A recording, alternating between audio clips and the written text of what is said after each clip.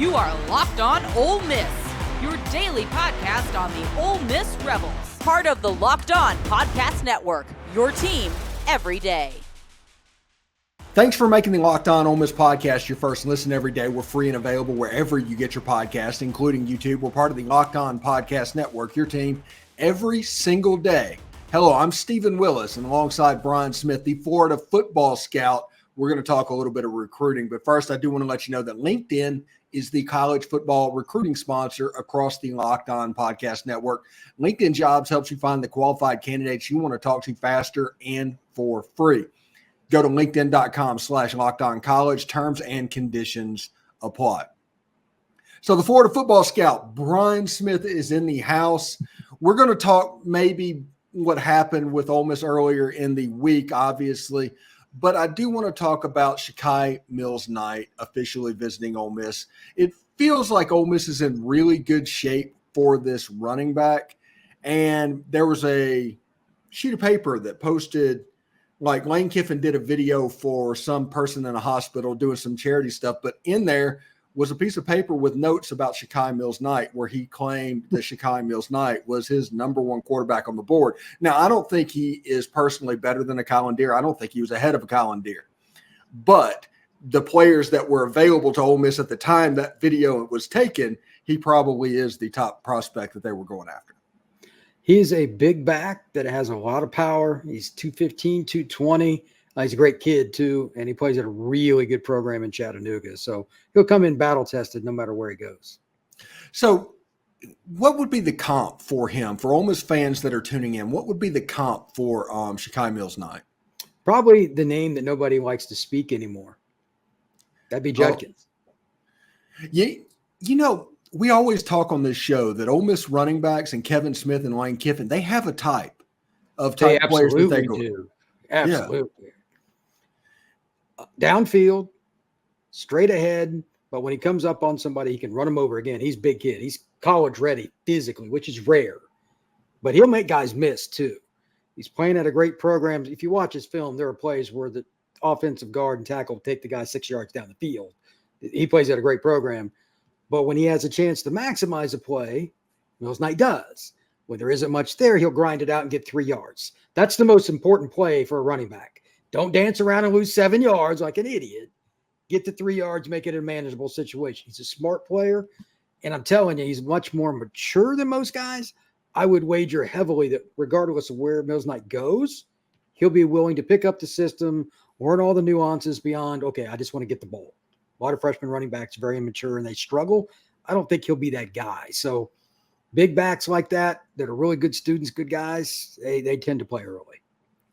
You know, explain to Mississippians who might not be aware with the way the high school football is in Mississippi and in most places around the South, the academy system in Tennessee and how it is the dominant system in that state, how it got to the point where it's honestly just so far above public school. It's kind of nuts.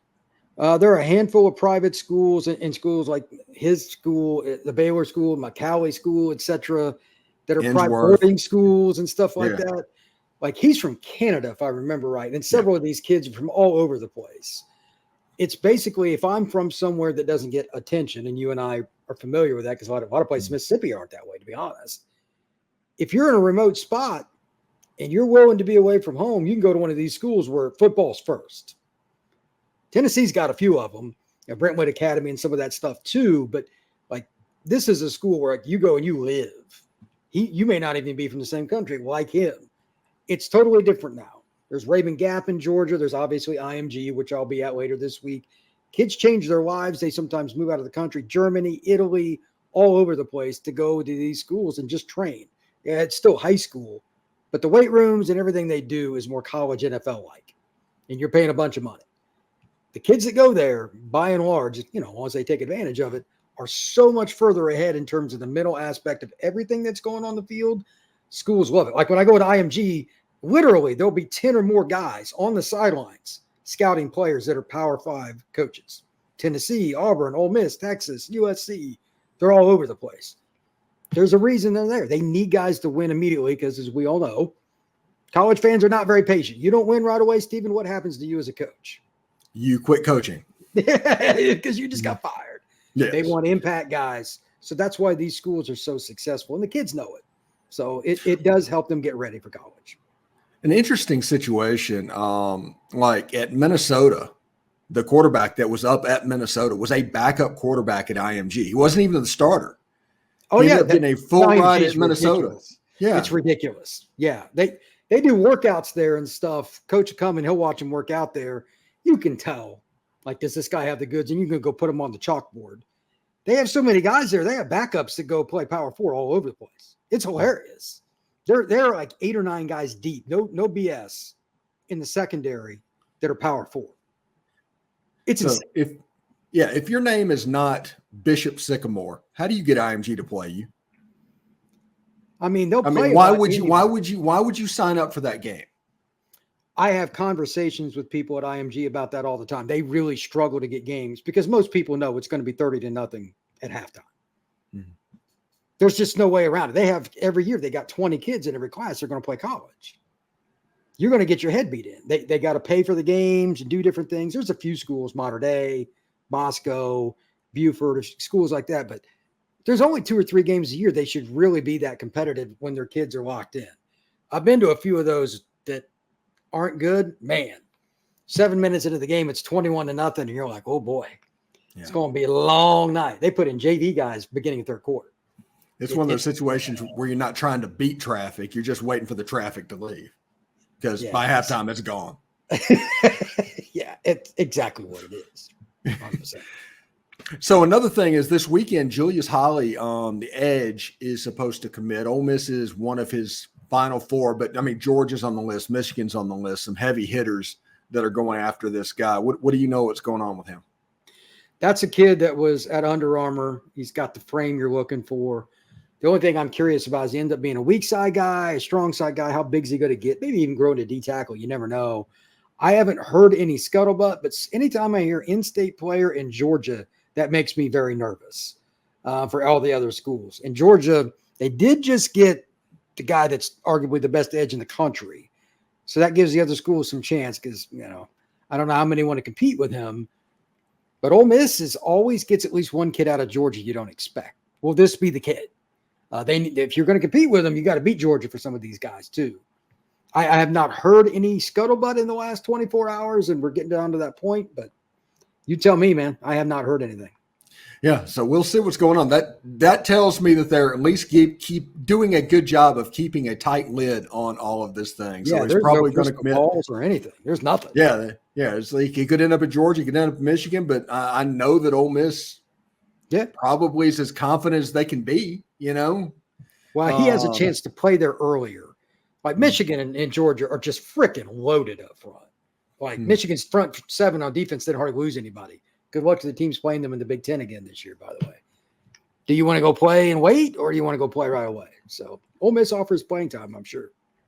All right. Thanks again for making the Locked On Ole Miss podcast your first and listen every day. When we come back, we are going to look at some of the 2026 that are emerging, players that are emerging this year, as Brian's going down to the future 50, and he has his list. He's starting to study them right now. So stick around for that.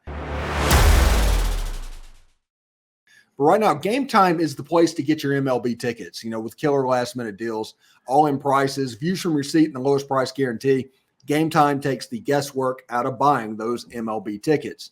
They have the lowest price guarantee, event cancellation, job loss protection, all the customer service bells and whistles that you are looking forward to, they do it.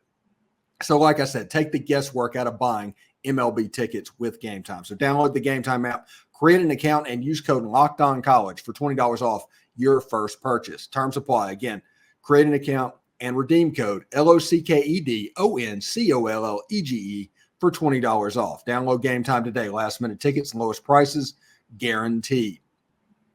Passion, drive, and patience, the formula for winning championships, is also what keeps your ride or die alive. eBay Motors has all the everything that you need to maintain your vehicle and level it up to peak performance. They have superchargers, roof racks, exhaust kits, LED headlights, and more. Whether you're into speed, power, or style, eBay Motors has got you covered. And with over 122 million parts, For your number one ride or die, you'll always find exactly what you're looking for. And with eBay's Guaranteed Fit, your part is guaranteed to fit your ride every single time or your money back. Because with eBay Motors, you're burning rubber, not cash. With all the parts you need and the prices you want, it's easy to make your car the MVP and bring home some huge wins of your own. So keep your ride or die alive at ebaymotors.com. Eligible items only. Exclusions apply. eBay's Guaranteed Fit is only available to U.S. customers. Are you watching Fox News or ESPN on your TV all day and you have to turn down the volume with all of that screaming and shouting? Make the switch to Locked On Sports Today. It's a free 24/7 sports streaming channel programmed for you every day to bring you the biggest stories without all of that screaming. Locked On Sports Today brings you can't-miss analysis, opinions, news, streaming 24/7 on YouTube or the free Amazon Fire TV channels app, part of the Locked On Podcast Network, your team every single day. All right, Brian, you are talking Future 50. You're talking 2026 now. What are some of the prospects from the 2026 class that Ole Miss fans probably need to pay attention to? The number one kid is, if you follow recruiting in the state of Mississippi, you probably know about already. J. Raylin McCoy out of Tupelo, 6'6", 250, 260. He'll have every offer in the country. Real outgoing kid and just the length. Like, his arms are ridiculous. He has one pass rush move. He long arms a guy and throws him into the backfield, into the quarterback. He doesn't use anything else. I've seen him in pass rush drills numerous times, but he is a horse. Looks like he's 25 years old already, and he's got 2 years of high school left. That's a kid that will end up in the top 25, probably nationally. So yeah, Reggie White made it to the NFL Hall of Fame with basically that move of just somebody. Reggie White's strength was something else. I mean, if you can do that, there's far worse ways to play defensive tackle. The other kid that's probably the most dominant player, not only in Mississippi, but one in the country, is Braylon Womack. He's a guy that can play any of the spots in the secondary. He's around 200 pounds, 195 pounds. He plays at Hartfield in just outside of Jackson. Elite defensive back, great kid, elite student. You name a school, they've already offered. He's taken visits all over the country. I think those will be the top two guys in terms of defensive players in the state, but there are some other guys to talk about. Maybe my favorite guy, and what is it with receivers in the state of Mississippi, Stephen? It just seems to like there's always somebody kind of coming around. Xavier McDonald, a kid out of Morton, is a really good player. He's a possible national top 50 guy. ESPN's got him 48th on their list. And there's also another kid that's a really good player. Again, they just always seem to have guys that can play multiple spots. But Brandon Ashley could play DB or receiver. He's out of Brandon. There's so many guys in the state of Mississippi like that. I'm curious to see how many end up coming out. And Tristan Keys is another one. He's 6'3", 185 pounds. He could be a DB receiver. He's out of Hattiesburg. He plays at Blair Center. I've never even heard of that program, but Hattiesburg with another kid. They've had players for several years in a row now. Yeah, and it's really interesting stuff. You mentioned the kid out of Morton. That is the home of Deuce McAllister. That's the home of Shea Hodge. There's a heavy Ole Miss background in Morton, Mississippi. Well, that program seems to have players, and has for as long as I remember, following it back to the 90s and early 2000s. So I doubt that's going to change. It means something to that community, and that's why kids keep coming out of there and playing football. You know, before we get out of here, since the last time we talked, which was a couple of weeks ago, Ole Miss got a commitment from Andrew Maddox. He's a defensive lineman out of Oak Grove. Just a big, really powerful guy. But when you watch him on film, it looks like a much smaller defensive lineman is playing the position. And that's a good thing if you're looking at a defensive lineman. He finds a way to get into the gaps. He could be a two-gap guy if you wanted him to in a traditional 3-4 that Kirby runs or something. But I like him in an upfield, attacking type of defense, whether 3 or 4-man line. Slant him, use him on stunts, do different things with him, and let him be aggressive on a one gap, especially if he ends up on a guard. Not many guards are going to block him in a pass rushing situation. So athletic, strong, 270 or so. That's a kid that will play early at Ole Miss. Very, very good football player. Yeah, we've talked about this many, many times, that the secret sauce with the Georgia Bulldogs and the secret sauce of the Alabama Crimson Tide is the two inside defensive linemen. They take up double team, and they get the freaking jackrabbits on the outside to go after the quarterback going against the tight end in one tackle. Yeah, good luck with that. I could be the D-line coach with that going on. It's the difference between those programs and pretty much everybody else. Yeah. So that's what Pete Golding is trying to put together. And I do agree. I think that he could play a 5 technique and a true 3-4. I think he could go in and play a 3 technique. He'd be the traditional old school Miami style defensive line with 3 techniques. So there's some variability to his game. And I don't think that, largely because I couldn't get you on during the week because I was on vacation and my show was not that was already done, that this commitment didn't get the fanfare that it deserved, honestly. Well, I don't know where you would rank him in the state, but top 4, I think, is pretty conservative. And when it all said and done, he may be the highest drafted out of every point. And this is a good year in Mississippi by all means. I mean, the running back is as good as anybody in the country, the receiver, etc. Deuce, but he's still, in my opinion, a top 4 player in Mississippi. In a lot of years, he would be the number 1 player. But this is a loaded group, and there could be several guys get drafted. So Ole Miss gets one of the best D linemen in the country.